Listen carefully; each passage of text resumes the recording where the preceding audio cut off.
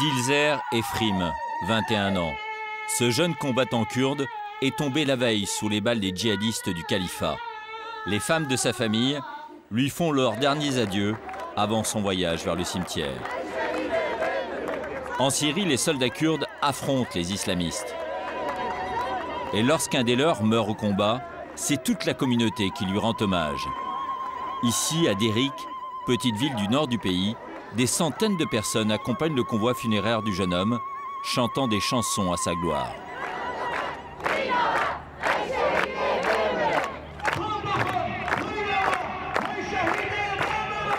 Au cimetière, ce sont ses compagnons d'armes qui lui rendent hommage. Et parmi les soldats, les femmes tiennent le premier rang.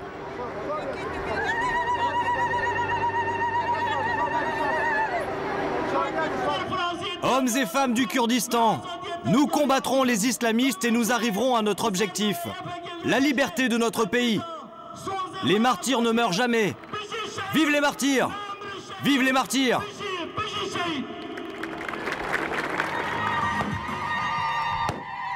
Depuis 3 ans, les femmes kurdes combattent en première ligne face aux djihadistes.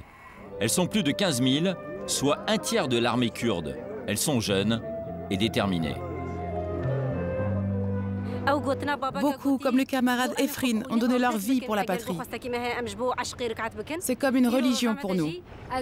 En tant que femme kurde aujourd'hui, je suis prête à devenir martyr et à me battre jusqu'au bout. Notre patrie est menacée et nous allons la libérer.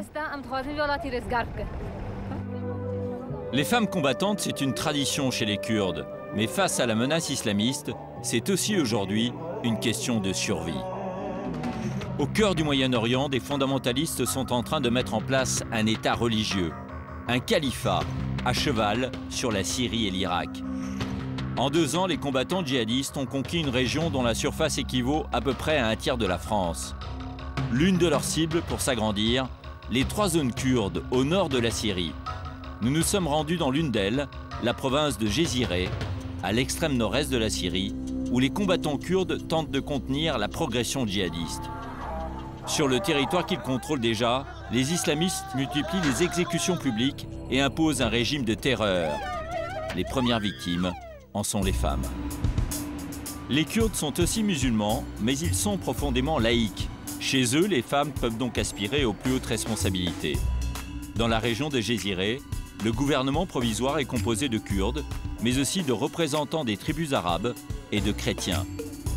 Parmi la vingtaine de ministres, il y a 4 femmes, dont Hila Ahmed, chargée de la sécurité intérieure.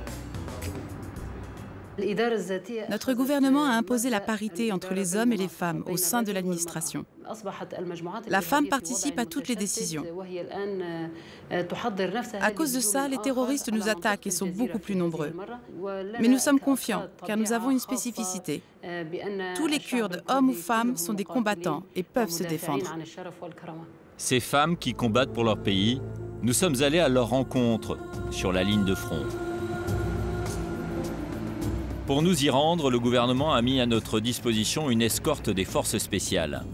Direction la frontière irakienne, 30 km plus au sud, là où les combats font rage. La route est jalonnée par de nombreux checkpoints, car elle est visée régulièrement par les attentats et les attaques des islamistes.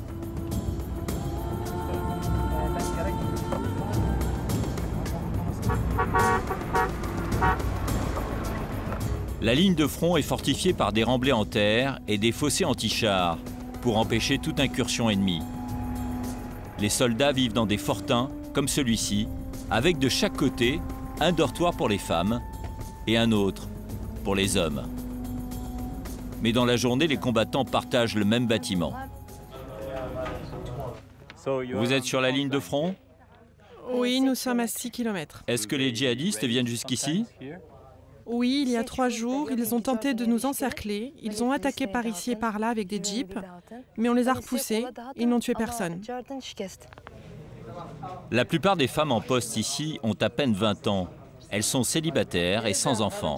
Leur engagement de soldat ne leur permet aucune vie de famille. Ça fait 6 mois que je suis ici. Et pas de permission? Non, jamais. Les femmes tiennent à leur intimité. Nous n'aurons pas accès à leur quartier, seulement aux 2 pièces qu'elles partagent dans la journée avec les hommes. Une installation sommaire, avec une télévision et un congélateur. Et voici le dortoir des hommes. C'est pas trop dur? Un peu. On ne peut pas avoir d'affaires personnelles. Mais globalement, ça va. Hommes et femmes sont placés sous l'autorité du commandant Soran. Il se renseigne sur la situation un peu plus loin sur la ligne de front. Il propose de nous emmener à un poste avancé au contact de l'ennemi. Oui, très bien, camarade. On prend notre véhicule et on arrive. Je vais rendre visite aux islamistes. Ça vous va? Le commandant désigne un groupe d'une vingtaine de soldats pour nous escorter sur le front. Les filles, vous montez avec moi. Aucun traitement de faveur pour les femmes. Elles seront aussi nombreuses que les hommes à nous accompagner. Nous traversons le No Man's Land, à portée de tir des djihadistes. Malgré le danger, elles ne montrent aucune inquiétude. J'ai de la poussière. Tiens mon arme, s'il te plaît.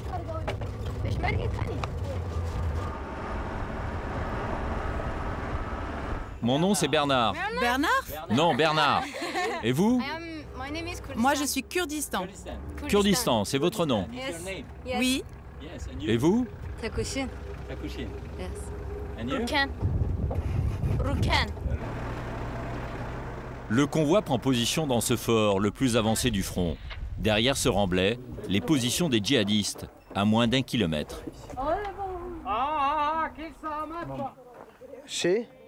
Vous voyez ce fort? C'est aux islamistes. Ils sont là. Ici, c'était un camp de l'armée irakienne. Ils sont partis et on s'est installé. Mais les islamistes ont tenté de nous faire partir. Ils nous ont attaqués par ce village, là-bas. J'ai tué moi-même 5 combattants. Les Kurdes combattent avec un armement presque dérisoire, quelques mitraillettes rafistolées, de vieilles kalachnikovs et des fusils à lunettes récupérés sur les djihadistes lors des combats. Une armée sous-équipée comparée à l'adversaire. Comme le montrent ces images de propagande, les hommes du califat disposent d'un grand nombre de tanks et de lance-roquettes, saisis lors de leur victoire récente sur l'armée irakienne. Malgré cette infériorité, le commandant Soran tient à nous montrer que son unité n'est pas impressionnée.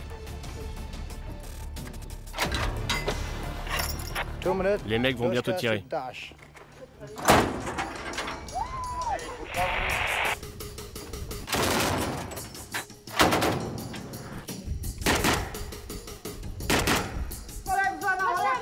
Et toujours en première ligne, des femmes.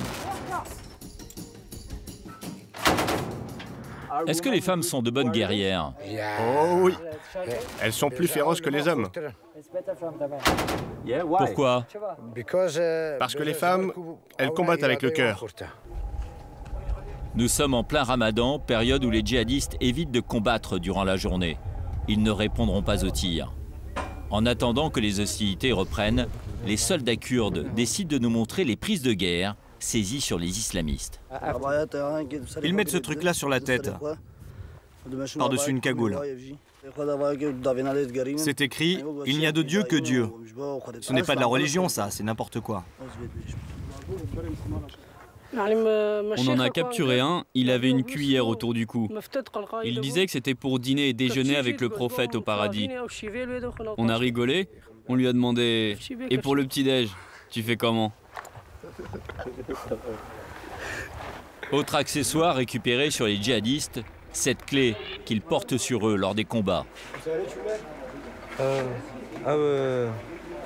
Cette clé, ils l'accrochent autour du cou. Ils croient que lorsqu'ils meurent, ça va leur ouvrir les portes du paradis. Contrairement à leurs adversaires, les Kurdes ne récitent pas des prières dans la bataille. Mais ils ont aussi leur technique pour se donner du courage.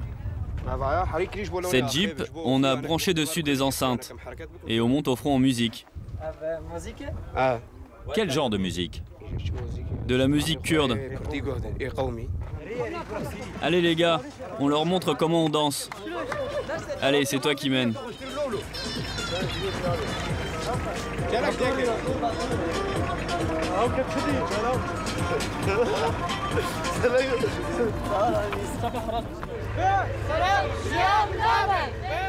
Malgré le rapport de force inégal, les Kurdes remportent des victoires. À 10 km de la ligne de front, Tel Kocher, il y a encore 6 mois, cette petite ville irakienne était aux mains des djihadistes. Encore terrorisés, les habitants ne souhaitent pas témoigner. J'ai rien à voir avec ça, moi. Non, merci. Non, j'étais pas là. Un homme a néanmoins accepté de nous raconter le jour de l'arrivée des soldats du califat. 3 colonnes de soldats islamistes sont arrivées par ici, ici et ici. Environ 150 personnes. Ils ont tout de suite arrêté un habitant. Ils l'ont accusé d'être un mécréant, un chiite, et d'avoir combattu contre eux. Mais c'est pas vrai, je le connaissais. C'était un gars de chez nous. Ils l'ont emmené là-bas. Ils l'ont mis ici, exactement.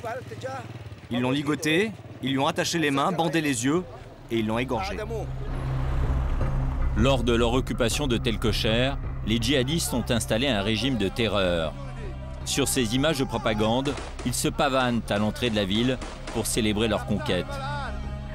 Drapeau noir, rue déserte, les islamistes ont tenu la ville 1 an avant de s'en faire chasser par les Kurdes. Ils ont eux aussi filmé leur reconquête du terrain. Sur ces images, ils franchissent symboliquement la porte de la ville et depuis, la vie a repris son cours.